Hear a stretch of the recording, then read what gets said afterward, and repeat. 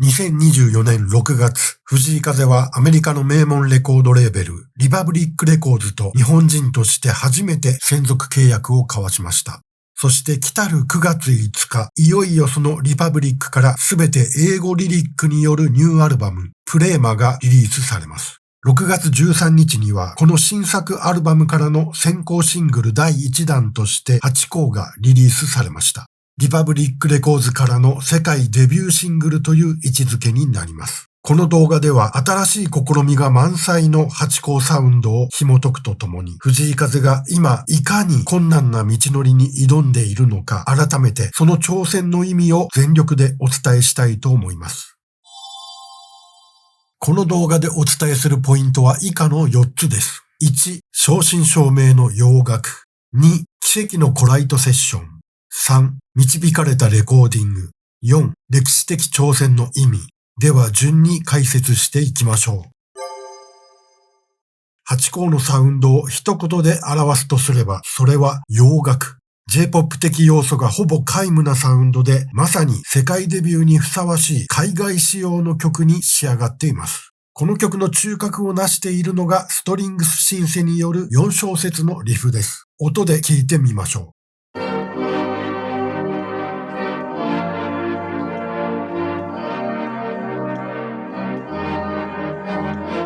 この4小節のリフがほぼ曲の最初から最後まで繰り返し鳴り続けています。このように一つのコードパターンをひたすら繰り返すタイプの曲をこの動画ではワンループ型と呼びたいと思います。ワンループ型の楽曲は海外のポップソングでは定番スタイルの一つで、多くの名曲がこのスタイルで生み出されてきました。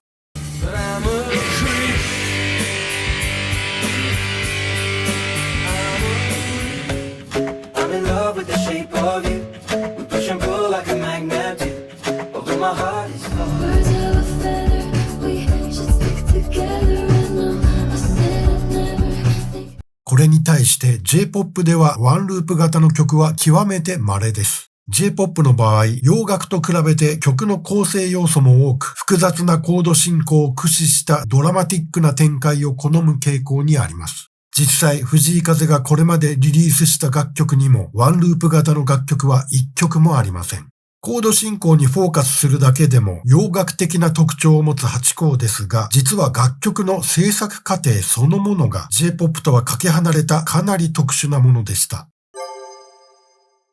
コライトセッションとは、役割分担した複数の人間が一堂に会して共同で楽曲制作を行うことを言います。日本の音楽シーンではまだあまり一般的ではありませんが、海外では楽曲制作の分業制が進んでおり、コライトセッションは頻繁に行われています。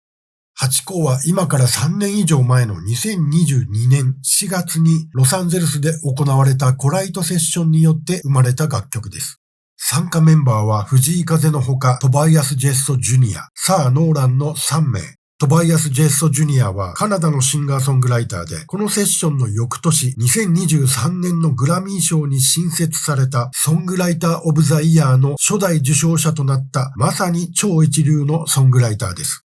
サー・ノーランはジャスティン・ビーバーやセレーナ・ゴメスなどの曲を手掛けてメガヒットを多数生み出した世界的プロデューサーで、バークリー音楽大学出身の理論派で知られています。このセッションが2022年4月に行われていたという事実は少なからず衝撃でした。死ぬのがいいわが Spotify グローバルチャートに初めてランクインしたのが2022年9月4日。藤井風世界デビューへの道は死ぬのがいいわの世界的ヒットから始まったと僕は勝手に思い込んでいましたが、実際にはその半年も前から彼は自らの手で世界への扉をすでに開けていたのです。しかし言い換えればこの当時、藤井風は国際的にほぼ無名の存在だったわけで、世界的トップクリエイター2人とコライトセッションを実現できたのは奇跡と言って良いと思います。このセッションが実現できたのは、ひとえにマネージャーである河津智則氏の手腕によるものでしょう。河津氏の素晴らしさについては別途動画にて取り上げたいと思います。8校の曲が誕生したのは、コライトセッション中、トバイアスからの問いかけがきっかけでした。渋谷にいた犬の名前は何だっけ？この問いを受けて藤井風は8校という言葉で韻を踏もうと試みます。どこに行こう8校。その場で即興でつぶやいたフレーズ。このフレーズをキャッチして即座にビートを作ったさあノーラ。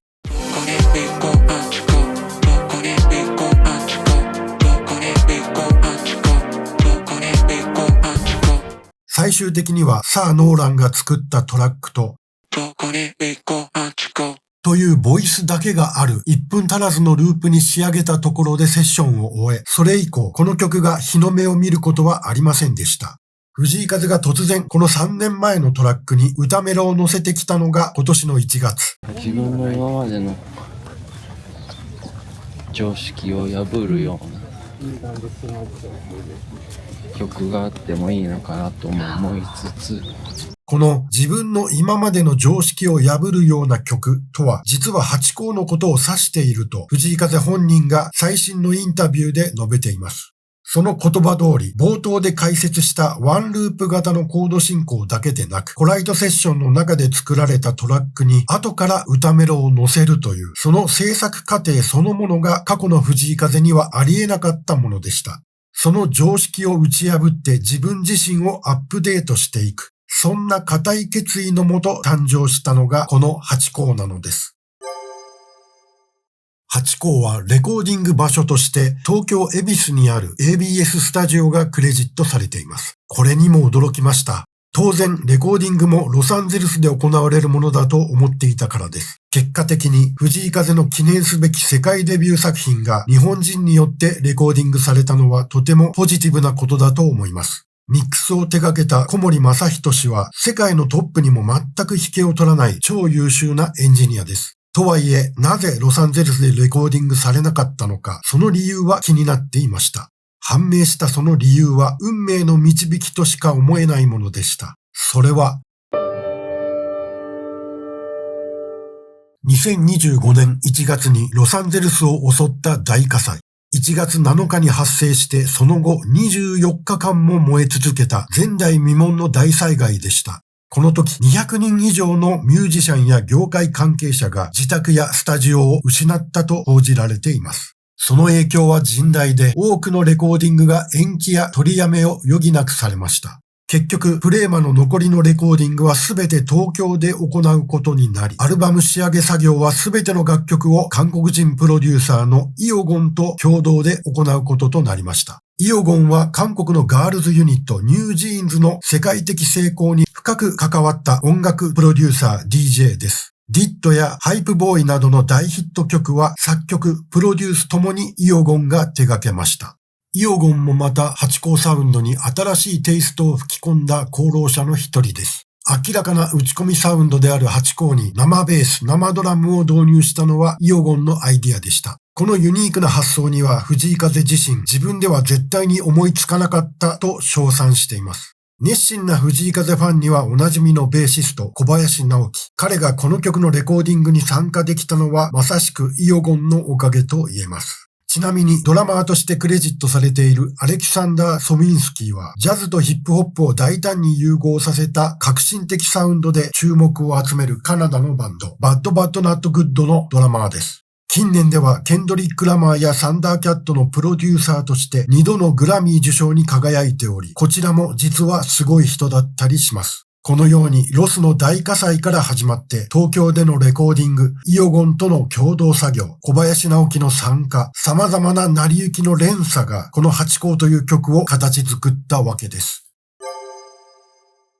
こちらはニューアルバムプレーマのリリースによって達成が期待される Spotify の記録です。個人的にはこれらすべてを達成することも十分可能だと思っています。藤井風が現在進行形で挑戦しているのは J-POP アーティストとして過去誰も達成していないどころかほぼ誰もスタートラインにすら立てなかったまさに歴史的偉業です。しかし逆に言えばそれだけ困難な道のりです。現状は決して順風満帆ではありません。ハチ公のチャート成績はリパブリックレコーズが大掛かりなプロモーションをしたにもかかわらず芳しくありません。Spotify 日本チャートでは最高位27位。Feeling Good の24位を下回り、直近シングル5作の中でハチ公が最も成績が振るいませんでした。海外でチャートトップ200入りしたのは香港と台湾の2カ所のみ。特にハチ公のリリースイベントが行われたタイでは象徴的な現象が起きました。バンコクパークパラゴンにて行われたリリースイベントには藤井風本人がサプライズゲストで登場したこともあり大変な盛り上がりでした。イベント自体は大成功で、この日 Spotify タイチャートでは2曲の藤井風楽曲がチャートインしたのですが、その2曲は死ぬのがいいわと満ちてゆく。過去曲が再エントリーした一方で、肝心のハチ公はチャートインしなかったのです。これが現代のヒットチャートです。正確な再生回数でチャートが決まるサブスク時代の難しさ。プロモーションにはおのずと限界があります。よりリアルである意味残酷な世界です。それゆえにメジャーレーベルの影響力は低下しています。今、欧米でヒット曲を生み出す最大要因は TikTok であり、もはやメジャーもインディーズも関係なく、すべてはアーティスト本人の発信力にかかっている。そんな時代です。でもだからこそ、この挑戦には意味がある。この SNS とサブスクの時代にメジャーの力で新たなスターを生み出す。藤井風の挑戦はリパブリックレコーズにとっても大きな挑戦なのです。死ぬのがいいわが世界的にバズった当時、Spotify バイラルチャートにおいて23カ国で1位に輝いたと言われています。しかし注意してほしいのは、これがバイラルチャートだという点。バイラルチャートは SNS 上でどれだけシェアされたかの指標であって、いわゆる本来のヒットチャートとは全くの別物です。そして死ぬのがいいは Spotify の国別チャートにおいてアジア中東では多くの国でチャートインした一方で欧米諸国でチャートインした国は一つもありませんでした。それだけ藤井風にとって欧米諸国は鬼門なのです。プレーマの発売を9月に伸ばし、その間フェスを中心に欧米各地をライブツアーで巡る。この戦略のキーワードは自分を知らない観衆の心をつかむです。2024年大ブレイクしたチャペルローンというアーティストがいます。藤井風の今回の戦略はおそらくチャペルローンの成功プロセスを参考にしていると思われます。チャペルローンブレイクのきっかけとなったのが2022年、オリビア・ロドリゴという人気アーティストのオープニングアクトを一度だけ務めたことでした。オリビア・ロドリゴ目当てに集まった自分を知らない大観衆を前に圧倒的パフォーマンスを披露し心をつかみました。このライブが評価され2024年、今度はオリビア・ロドリゴの北米ツアー24公演すべてにオープニングアクトとして帯同。さらにその直後、4月に行われたコーチラフェスでも素晴らしいパフォーマンスを見せ、これが決定打となって Spotify の月間リスナー数が5倍に爆増。そのままスターダムにのし上がりました。ここで重要なのは、いきなりこちらでブレイクしたのではなく、足掛け2年に及ぶ地道なライブ活動の下地があったからこそのブレイクだという点です。チャペルローンの成功プロセスに学ぶならば、プレーマーリリース後に再び欧米ツアーもしくはワールドツアーが組まれるはずです。そしておそらくそのハイライトとして2026年のコーチェラを見据えているのではないでしょうか。今現在欧米ツアーが進行中ですが、そのセットリストは藤井風がいかに類稀なパフォーマーであるかを 100% プレゼンする内容になっています。サックス演奏も死ぬのがいいはイントロにおける超絶的なピアノ演奏もその目的のために絶対に欠かせない要素です。自分を知らない観衆の心をつかむ。このキーワードを思い起こせば、今年この後に控えるロラパルーザもとても重要なステージになります。そして来年のコーチェラまで1年近くにわたるロングスパンでマーケティング戦略が綿密に組まれているはずなのです。藤井風の壮大な挑戦はまだ始まったばかりです。世界の壁は甘くありません。とはいえ、藤井風なら日本人が今まで見たことがなかった景色を必ず見せてくれると信じています。こういった音楽の様々なトピックについて、音楽コミュニティ極みでは月4回のライブ配信の中でいろんな曲を実際にかけながら語っています。このチャンネルのメンバーシップに登録いただければ誰でも参加できますので、皆様のご参加をお待ちしています。音極堂でした。